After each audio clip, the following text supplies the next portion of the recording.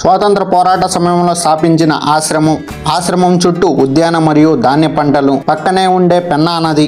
అందరికీ నమస్కారం, నా పేరు వెంకీ. నమస్తే బాస్. నేను చెప్పేది ఇందుకూరుపేట మండలంలోని పల్లిపాడులో ఉండే పినాకిని సత్యాగ్రహ ఆశ్రమం గురించి. మొత్తం 14 ఎకరాల విస్తీర్ణంలో ఉండే ఈ గాంధీ తాత ఆశ్రమాన్ని 1921లో స్థానిక ఫ్రీడమ్ ఫైటర్స్ కలిసి స్థాపించారు. నా చిన్నప్పుడు ఉప్పు సత్యాగ్రహం అంటే ఉప్పు కోసం ధర్నా అనుకునేవాడిని.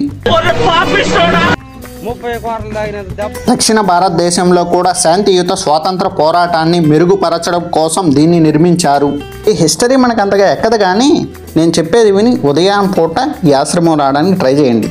ఎందుకు చెప్తున్నా అంటే పెద్ద పెద్ద చింత చెట్లు, వాటిపైనుండే పక్షులు చేసే శబ్దాలు, చల్లటి ఏటుగాలి, చుట్టూ ఉండే రకరకాల ఉద్యాన మరియు ధాన్య పంటలు, చిన్న అందమైన పశువుల కొట్టం, అందమైన రకరకాల గార్డెనింగ్ మొక్కలు. ఇదిగో ఈ పనసకాయ చూస్తుంటే నైట్కి వేసేసి తెల్లారి బిర్యానీ చేసుకొని తినాలనిపిస్తుంది. ఈ చింత చెట్లకైతే సుమారు 100 ఏళ్ళు పైగానే ఉంటాయి. పెద్ద చెట్లు సుమారు 8 దాకా ఉన్నాయి. దీన్ని చూస్తా ఉంటే ఊటీ కొడైకెనాల్లో చూసిన బొటానికల్ గార్డెన్ లా అనిపిస్తుంది. మరి ఊటీతో పోలిస్తే ఏమో కానీ నెల్లూరు బొటానికల్ గార్డెన్ అనుకుందాం.